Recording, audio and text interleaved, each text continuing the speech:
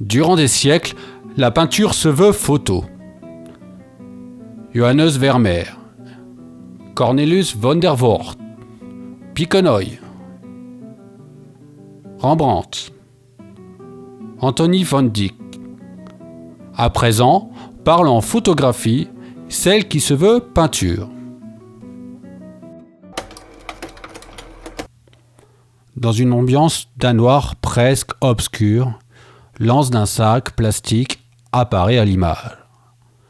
Voici le sommet du sac plastique, puis en dessous apparaissent des yeux dirigés dans notre direction.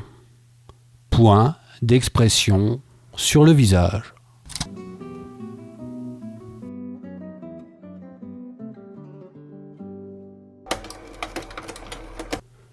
Ici, l'obscurité fait toujours toile de fond. Des rainures apparaissent. Le visage est cette fois-ci tourné sur la gauche, mais les yeux nous fixent toujours. Nous pouvons remarquer une géométrie amplement réfléchie. Sujet au milieu de la photographie, un triangle se dessine, créant une perspective sur le visage. Une ombre douce de l'oreille à la joue occupe un tiers du triangle, les 2 tiers restants sont éclairés d'une lumière tamisée, mettant en valeur le visage. Nous pouvons remarquer cette même proportion sur le chapeau improvisé, dont les lignes se prolongent jusqu'à un tiers du bord droit et le centre de la photo. Cette femme s'appelle Paula. Ce modèle nourrit toute une série de photos influencées par les grands maîtres de la peinture hollandaise comme Anthony van Dyck, respectant des lumières et cadrages rigoureux.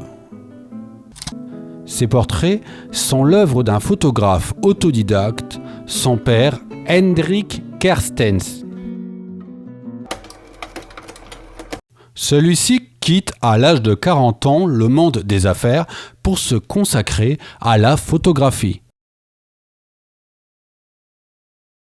Dès lors, il s'occupe de sa fille Paula alors que sa femme travaille à temps plein. Être aux côtés de son enfant toute la journée développe en lui une sensibilité induite par un sentiment de responsabilité, de vulnérabilité et d'amour paternel. Au fur et à mesure, il passe d'une photographie d'instantanés familiaux à une photographie manifestement plus artistique, se rapprochant des grands peintres, tout en y ajoutant des éléments du quotidien magnifiés par sa démarche picturale.